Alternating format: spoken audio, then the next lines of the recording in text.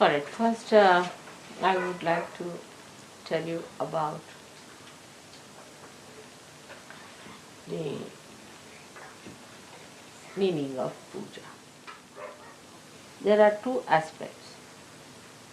One is the aspect that you have got your own deities within yourself, and these deities are to be awakened within you. Deities are the different aspects of one God. So on one side you have the deities, is the aspects of God which are all the time awakened. On the other side you have your own deities which are sometimes awakened, sometimes half awakened, sometimes sleeping, and sometimes sick. So you have to use two methods. One, to please the deities of God and to ask them to bless your deities, or to ask them to awaken your deities. So by doing the puja means when you offer anything that you have got, to offer anything that you offer is say flowers. If you want to offer flower to God, you don't have to speak anything. You have to just offer that this is for you. Anybody can understand offering is for that.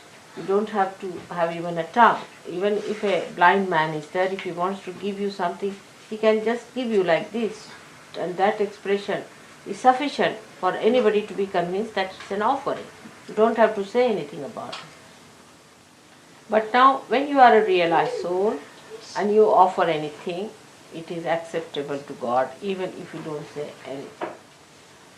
But what about you getting any reward out of it? After realization, when you offer anything to God, He accepts. Because it's coming from a realized soul, so He accepts.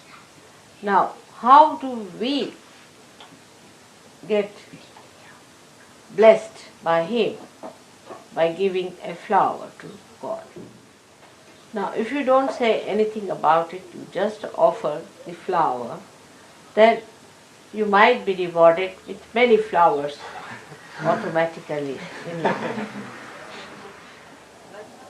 Or you may be, whatever material things you offer, you may be blessed materially. Then in a subtler way, if you say something, as you say for offering somebody, that humble way of saying that I'll be happy if you would accept this, will be even subtler results of that maybe, which would be much wider, maybe much deeper. Now you do something symbolic, which is the essence, the principle of something. Like flowers are it represents the principle of the Mother Earth. Now, so the symbolicism of all the things that we can offer to God has been meditated upon and has been found out. So they use 5 things called as Panchamrita, as we have here. Ils ont utilisé ça. Because if you have hit the principle, then you have really hit the whole, isn't it? Because spiritual well-being is a total well-being. It's not just partly that your material well-being or your physical well-being or your emotional well-being or your mental well-being. It's a total one, completely balanced into totality. Now when you offer these other things like these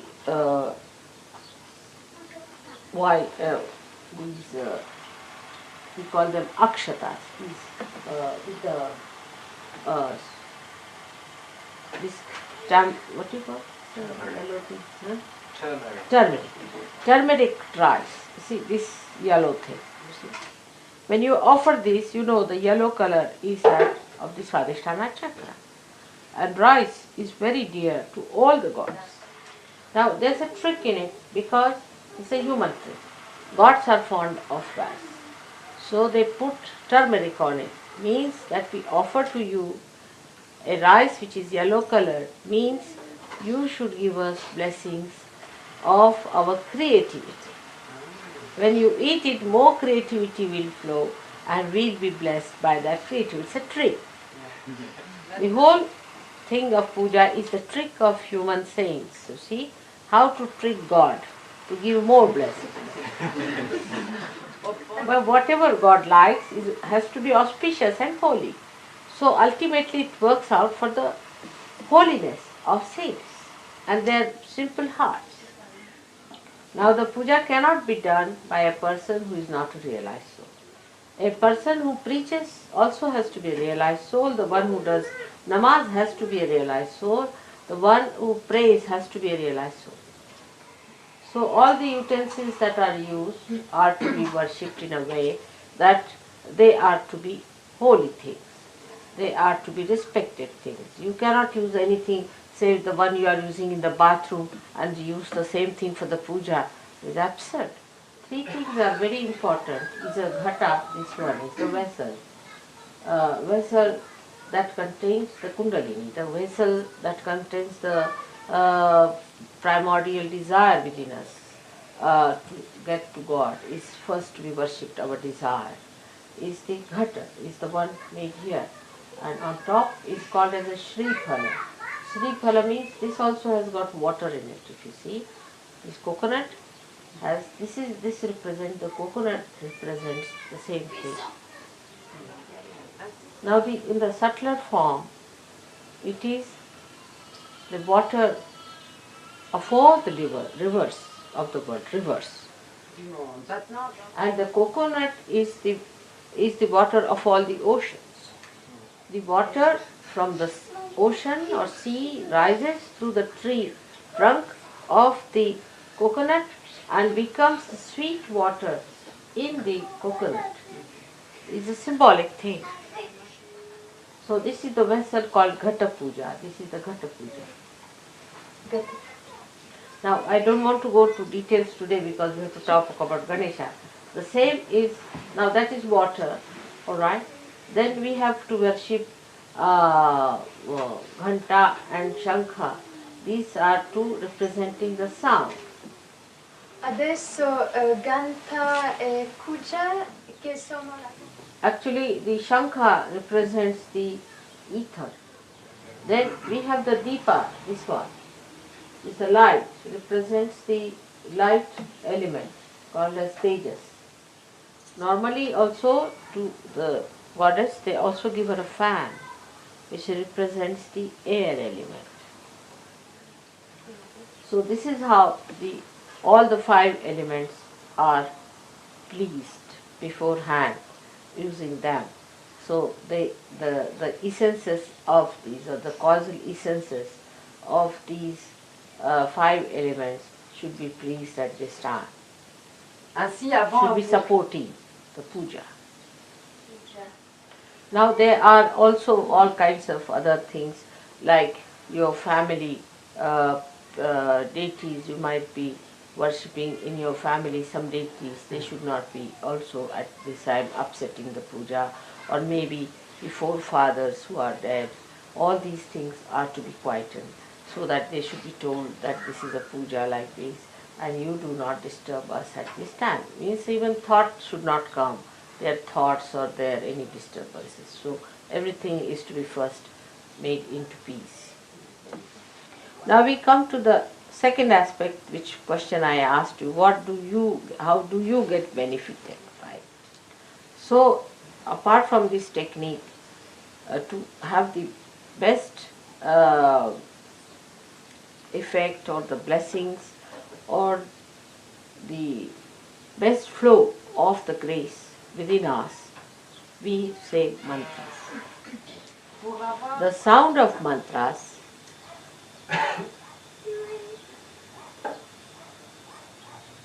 resound, echo into the being of God, and they are re-echoed on our chakras, and then the chakras start opening more. So the flow of the grace of God is received. But only a realized soul should chant a mantra. Because without connection, how will it reach God? It is a vicious circle. Now, one may say that, Mother, you cannot get realization unless and until you get the grace of God. And the chakras won't open by a person who is not a realized soul. Without opening the chakras, you cannot get realization. That's how the play of the Mother comes in. And of all the saints, like you. I would say the Sahaj Yogis have to break this vicious circle. You have to raise the Kundalini yourself. Once you raise the Kundalini opens the chakras a little bit. Because you have given your vibrations to the chakras. Parce que vous avez donné vos...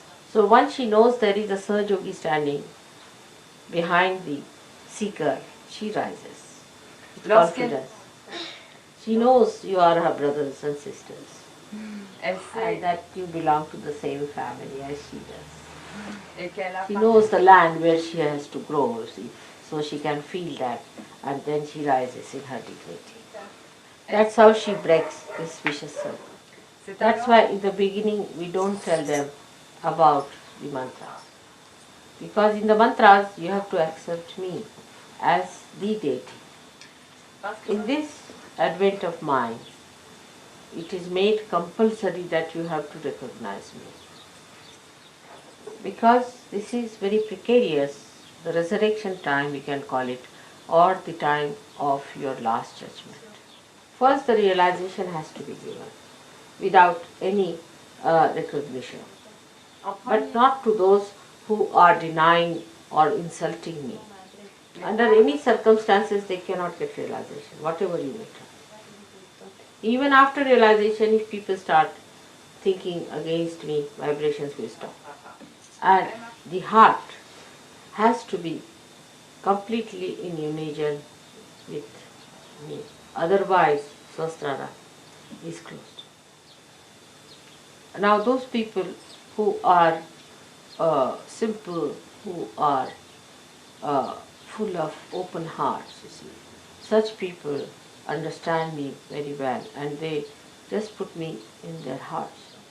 After realization, after going through the understanding of Sahaja Yoga through their mental activity, also the intellectuals understand me and recognize me in a little circle. After the puja, when they receive the blessings in a very blissful state they achieve, then they realize the value of puja also afterwards. Now in India, where the puja system has been traditionally coming and has been maintained quite a lot, they understand it without any mental processes. But when they meet somebody, an intellectual who has become a Sahaja Yogi, you see, they can't understand them. They don't want to listen about it, the whole rigmarole of the whole movement of the brain. And some of them who try, you see, little westernized, they try, you see, they develop an inferiority complex.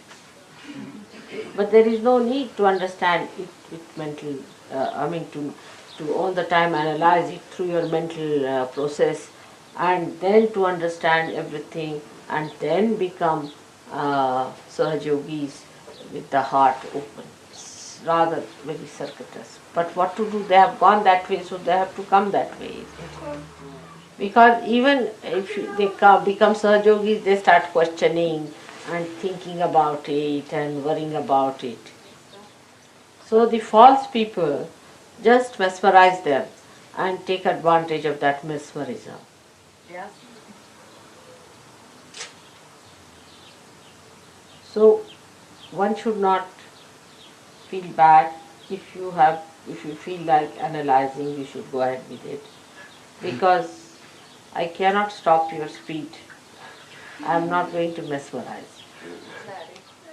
In Sahaja Yoga, the freedom is to be respected. Dans ça, But we do not allow people to come for puja who have not achieved a certain amount of understanding mentally of Sahaja Yoga from the Western people, not in India, but here there is a restriction. Because supposing in India, I do not explain to them, they don't want to know. They know that they'll get vibrations. They already know about vibrations, so I don't have to tell them you will get more vibrations.